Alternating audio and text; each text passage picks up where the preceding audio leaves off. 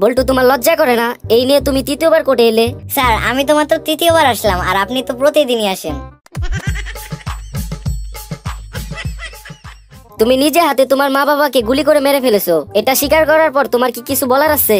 আমি তো এতিম, এতিমের অপরাধ মাফ করে দিন হুজুর। আচ্ছা ভাই, আপনার দোকানে কি টাই আছে? হ্যাঁ অবশ্যই আছে। তো ভাই দাম কত?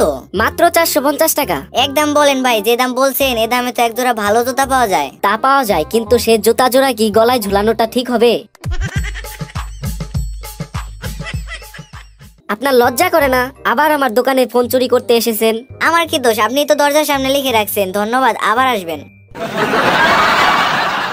আচ্ছা ভাই, আপনার কাছে কি টয়লেট পেপার আছে?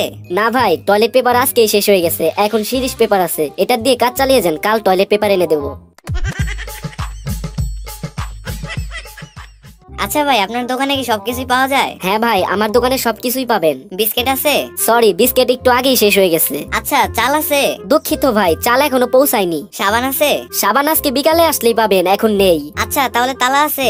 হ্যাঁ ভাই, তালা আছে। ভেরি গুড, তাহলে দোকানে তালা লাগান আর বাড়ি গিয়ে নাকে তেল দিয়ে ঘুমান।